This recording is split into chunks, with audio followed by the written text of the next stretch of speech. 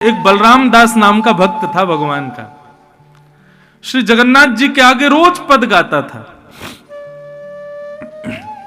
उसके अब तो उस अप्सरा के संग रहने लगे, उसी के संग ही घूमने लगे, उसी के संग समय व्यतीत करने लगे। पूरी जगन्नाथपुरी में हल्ला मच गया, बलराम दास जी का उस अप्सरा से संबंध है। इस बार पुजारियों ने मंत्रणा की, बोले कि अब की बार की जो जगन्नाथ यात्रा होगी उसमें बलराम दास की सेवा नहीं लेंगे हम।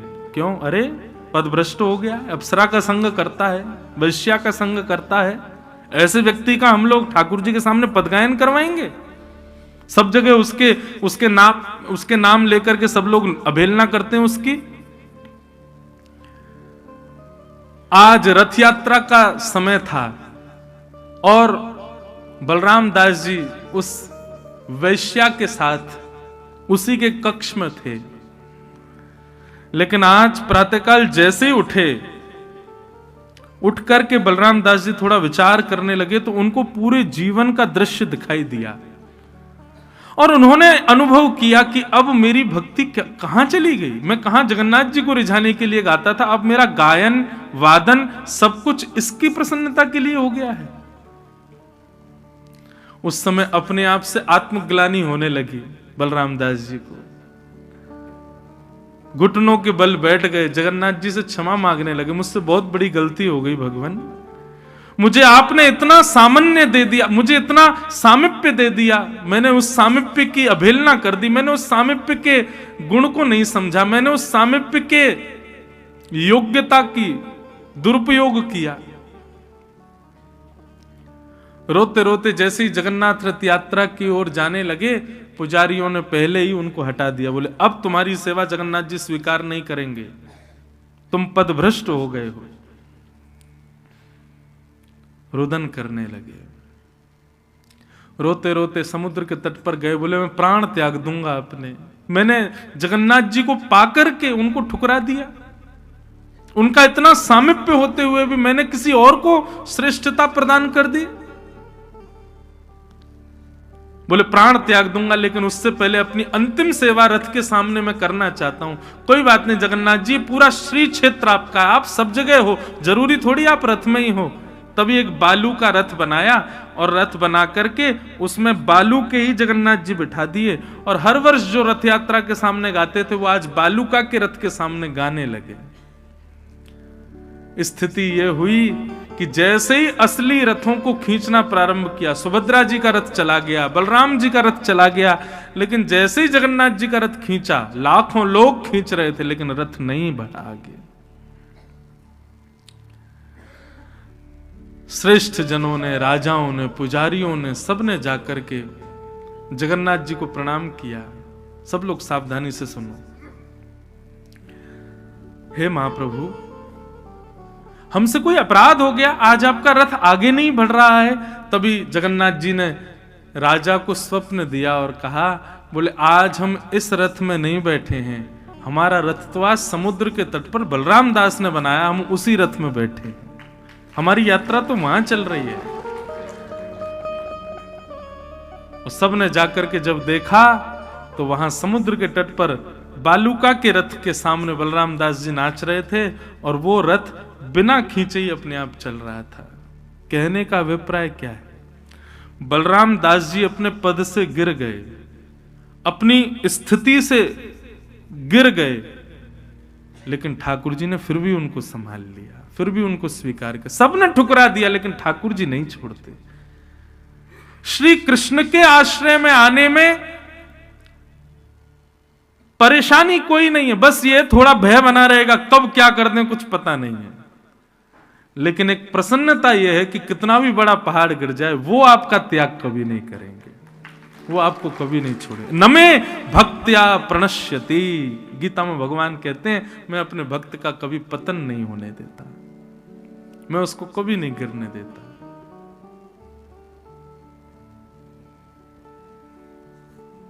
अर्जुन से कहा ब्राह्मण को मारना नहीं चाहिए और बालकों के हत्यारे को छोड़ना नहीं चाहिए, जाओ आज्ञा मानो हमारी, क्या करें, ब्राह्मण भी है, बालकों का हत्यारा भी है।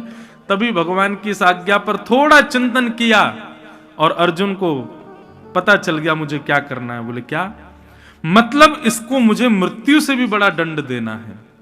और बंधुओं, संसार में मृत्यु से भी बड़ा दंड क्या होता है? भरी समा में अपमान। एक ख्याति प्राप्त व्यक्ति का, एक प्रतिष्ठित व्यक्ति का सबसे बड़ा दंड क्या है? मृत्यु दंड से भी बड़ा दंड है भरी सभा में अपमान। और गुरुपुत्र अश्वत्थामा की आधी मूछ, दाढ़ी, आधे केश और शिखा छेदन करके मणिम जहार मूर्धन्यम, उसके ब्रह्म तेज की मणि को निकाल करके संपूर्ण सभा के सामने अपमानित कर दिया। भगवान की ओर अर्जुन ने देखा, भगवान बोले हाँ यही है। अब एक बार मारते तो मर गया, लेकिन अब ये जब तक जीवित रहेगा हर क्षण मरेगा, हर क्षण अपमान की ज्वाला में जलेगा, लेकिन मर नहीं पाएगा। यही सबसे बड़ा दंड था इसके लिए।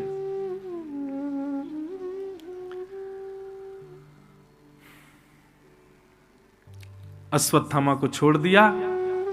भगवान पांडवों को बोले अब सब व्यवस्थित हो जाओ, मैं द्वारिका को निकल रहा हूं। जैसे ही रथ में बैठकर के द्वारिका को प्रस्थान करने के लिए भगवान तैयार हुए, इतने में ही अश्वत्थामा ने विचार किया कि इन पांडवों ने मेरा इतना बड़ा अपमान किया, इनको जीवित नहीं छोड़ूंगा। इन पांडवों को तो मैं नहीं मार सकता, लेकिन ऐसा कुछ करके जाऊं कि पांडवों के बाद इंद्रप्रस्थ की गद्दी पर बैठने के लिए इनका कोई वंशधर ना बचे। और उसके लिए मुझे अर्जुन की पुत्र वधू जो गर्भवती है, उसके गर्भ के बालक को मारना पड़ेगा, और तो कोई बचा नहीं है इनके यहां। और अभिमन्यु जो कि मर चुका है, उसकी विधवा पत्नी जो कि गर्भवती है, उसके बालक को मारने के लिए अश्वत्थामा ने ब्रह्मास्त्र छोड़ दिया।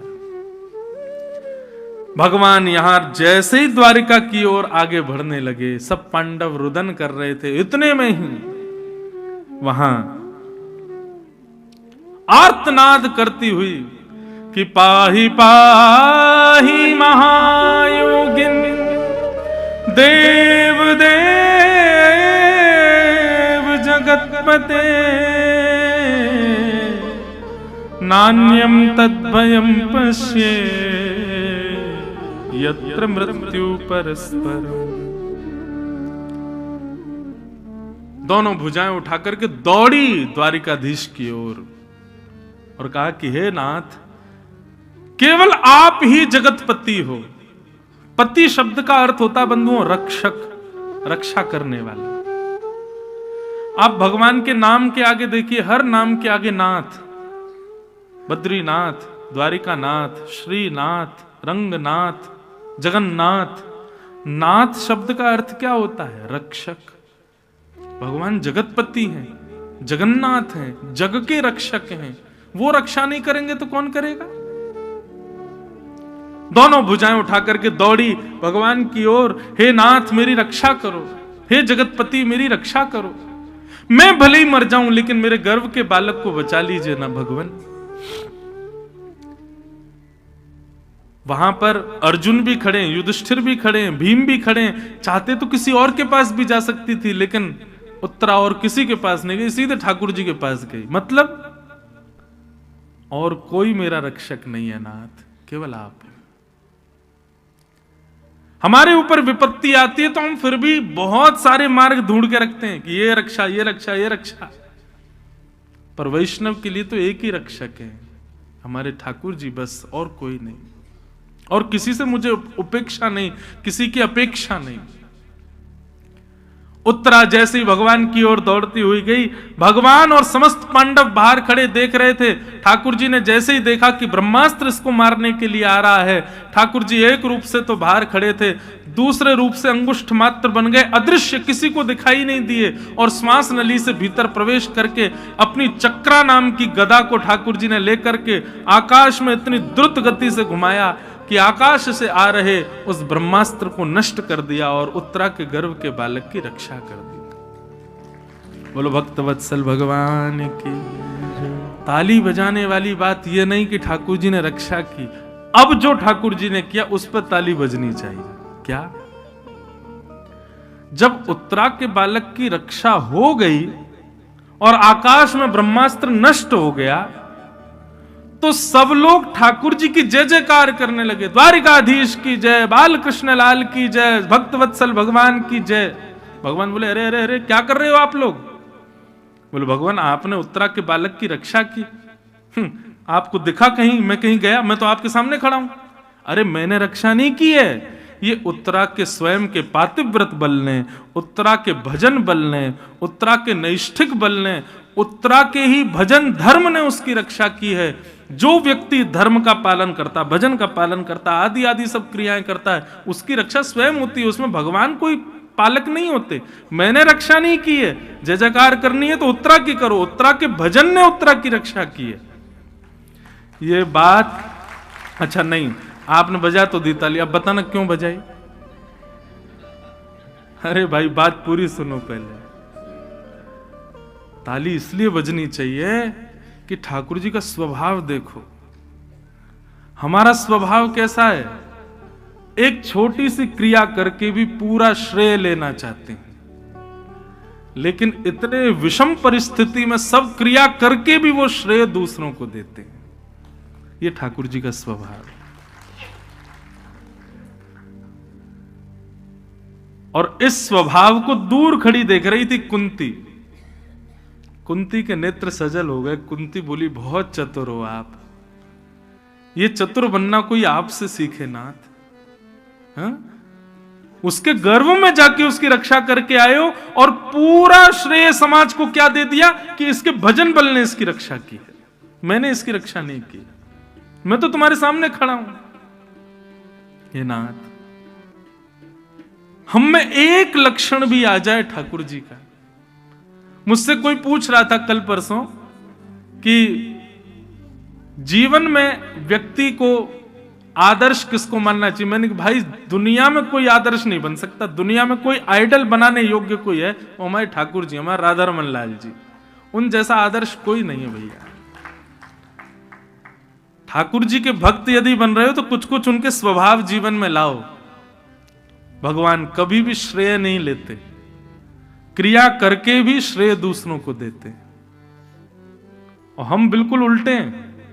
कोई और कर जाए, हमने केवल हाथ लगा दो। कोई अभिषेक कर रहा हो शंकर जी का तो लोग बागों को देखा कर उस पर भी हाथ लगा देते, लेका धमू मिल जाए आपको।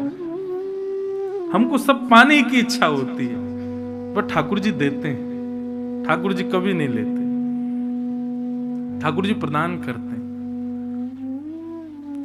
ये गुण लाइए अपने अंदर, श्रेय दूसरों को दो, योग्य क्रियाएं करके भी अपना नाम हो, अपना बल हो, हम योग्य हैं। बंधुओं कभी कोई आपकी बहुत प्रशंसा भी कर रहा हो ना, आपके गुण की, आपके बखान कर रहा हो, नेत्र बंद कर लो, हाथ जोड़ लो, कान तो बंद नहीं करोगे, अजीब लगेगा सबके सामने करोगे तो, पर नेत्र में बंद करके राधा रमन जी का स्मरण करके कहो नहीं नाथ, ये मेरी बल नहीं है, मेरा योग्य, मेरे गुरु की कृपा है, ये सब आपकी कृपा है, ये आपका ही बल है भगवान, मैंने कुछ नहीं किया है।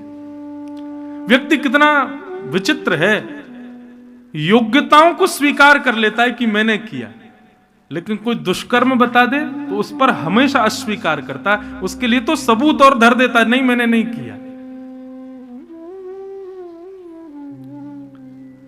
अपनी अयोग्यताओं को स्वीकार करो, योग्यता तो ठाकुर जी को ही दो, दूसरों को प्रदान करो।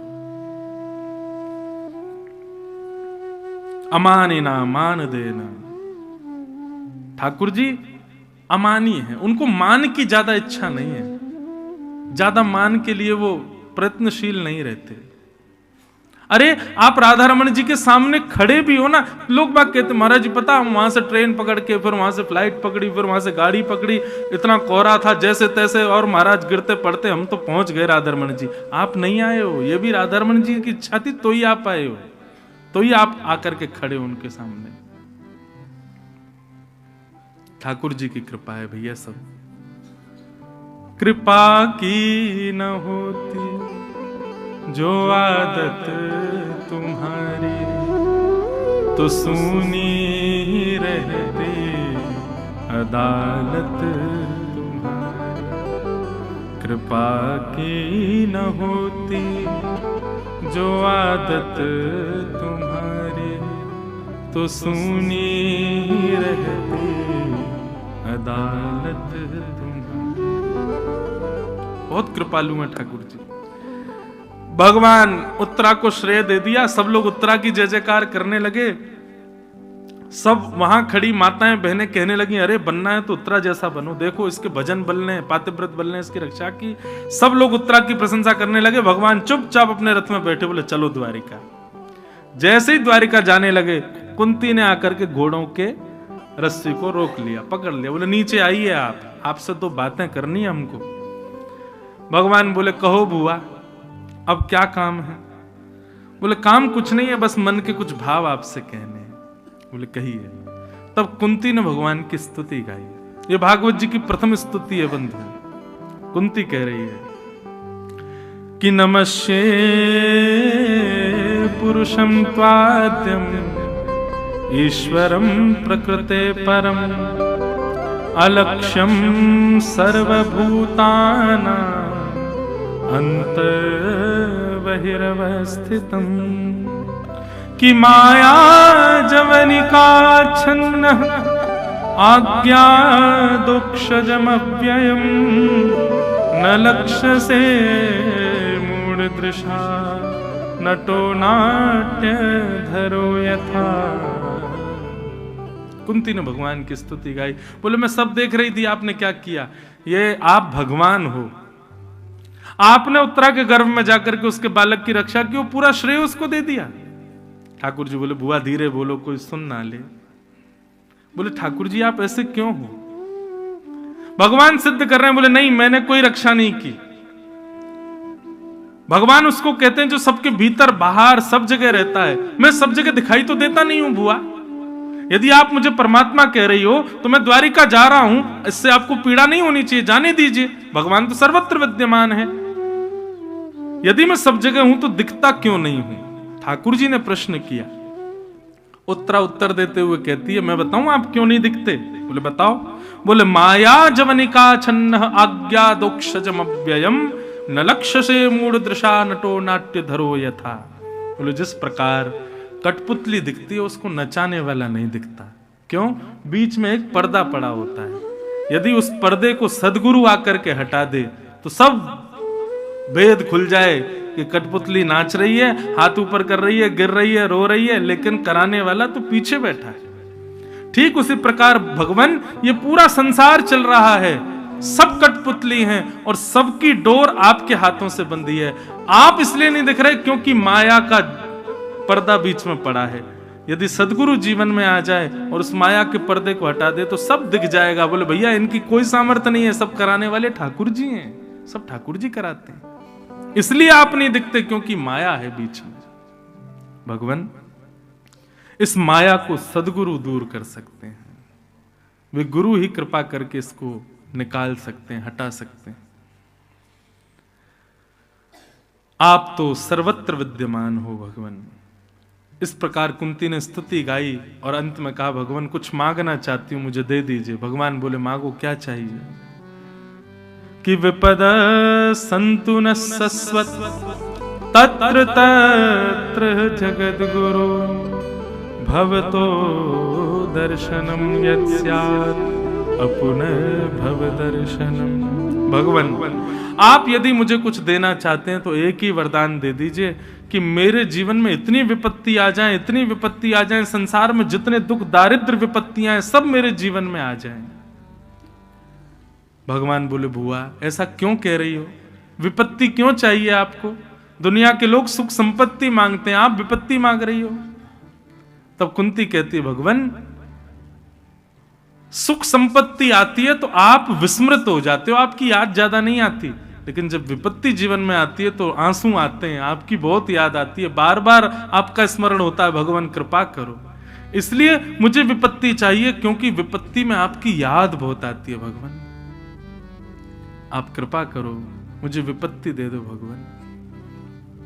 बंधुओं सामर्थ्य नहीं है किसी व्यक्ति की राधा रमन जी से जाकर के विपत्ति मांगे, ये तो केवल और केवल कुंती की सामर्थ्य है। हाँ, पता है आपको भक्ति कैसी होनी चाहिए, समर्पण कैसा होना चाहिए। ये पटका हमने पहना है, इसकी अपनी कोई इच्छा नहीं। इसको चाहे तो गले में पहन लें, इसको चाहे तो कमर से बांध लें, इसको चाहे तो सिर पर पहन लें, इसको चाहे तो पैरों से रगड़ दें, इसको चाहे तो किसी और को पहना दें। ऐसा वैष्णव भक्त को होना चाहिए। ठाकुर जी जैसे चाहें वैसे हमारा जीवन निर्माण कर दें, हमारी कोई इच्छा ना रहे। आपके भीतर अब भी कोई इच्छा है, ठाकुर जी से आप प्रस्तुत कर रहे हो कि नाथ ऐसा ऐसा हो, तो निश्चित है अब भी वैष्णव नहीं हो। वैष्णव तो अधीन होता है, पराधीन होता है ठाकुर जी के। आपको जिसमें रुचि लगे नाथ वैसा करो। जहां ले चलोगे वहीं मैं चलूंगा, जहां ले चलोगे वहीं मैं चलूंगा, जहां ले चलोगे वहीं मैं चलूंगा, जहां ले चलोगे वहीं मैं चलूंगा, जहां नाथ रख दोगे, जहां नाथ रख दोगे, जहां नाथ रख दोगे, जहां नाथ रख दोगे, वहीं मैं चलूंगा, जहां ले चलोगे वहीं मैं चलूंगा, जहां ले चलोगे पूरे विश्वास के साथ गाओ, वहीं मैं चलूंगा। करताल बजाते हुए गाओ, राधा रमण लाल की।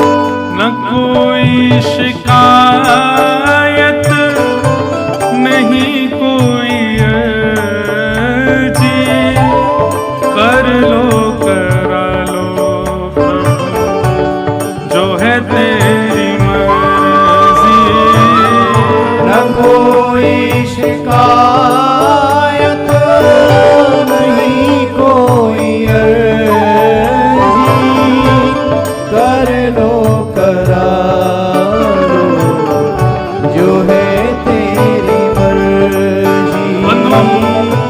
समर्पण की बात करूं तो कई लोगों को हंसी आ सकती है उस बात पे। बोले ये कैसी बात है बताओ।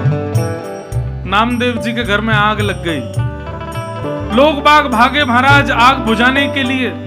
भीतर जाकर के देखा तो क्या पाया, जो बची हुई सामग्री थी, जहां आग नहीं लगी थी, नामदेव जी उनको पकड़ पकड़ के ला रहे थे, उनको भी फेंक रहे थे। लोग बागों ने कहा बड़ा पागल आदमी है, हम तो बचाने आ रहे थे, भैया आग लगी है जाके बुझाएंगे, ये तो बची हुई सामग्री को भी जला रहा। किसी ने कहा अरे क्या कर रहे हो, ये पागल हो क्या?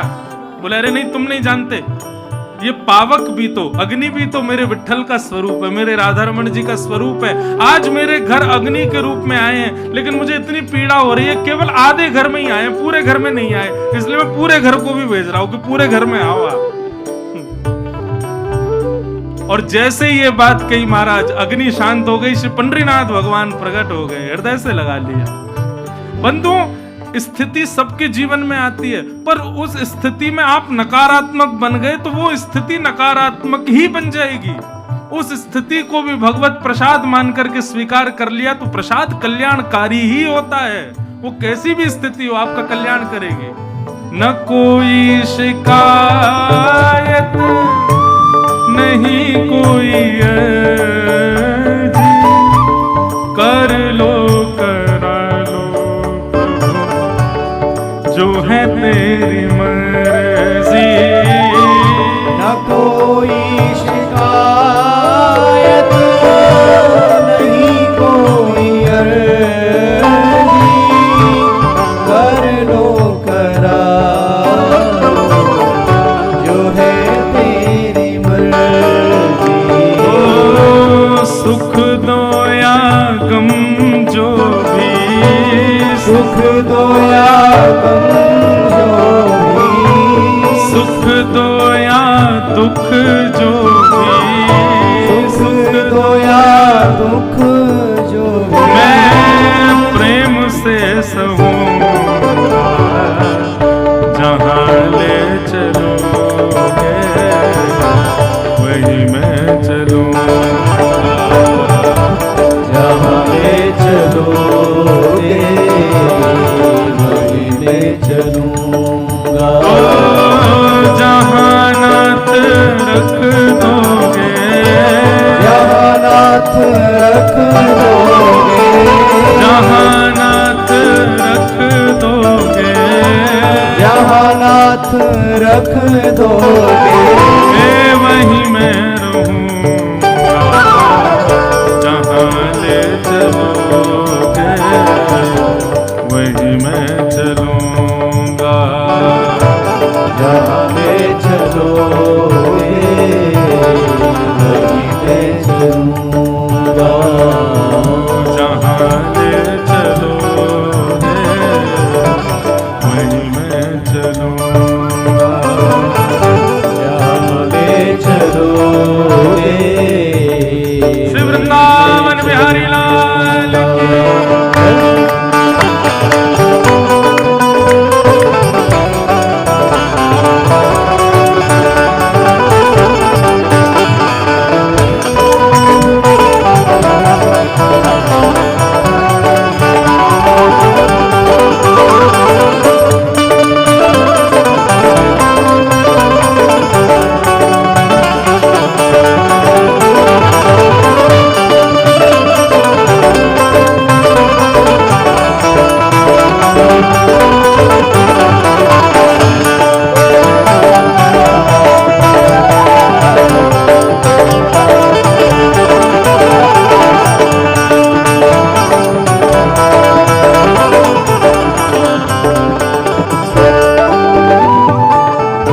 तुम्हारे ही दिल है ये रातें तुम्हारी,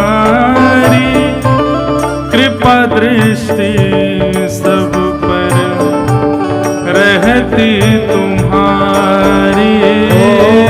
तुम्हारे ही दिल है ये रातें तुम्हारी, कृपा दृष्टि सब पर रहती तुम्हारी।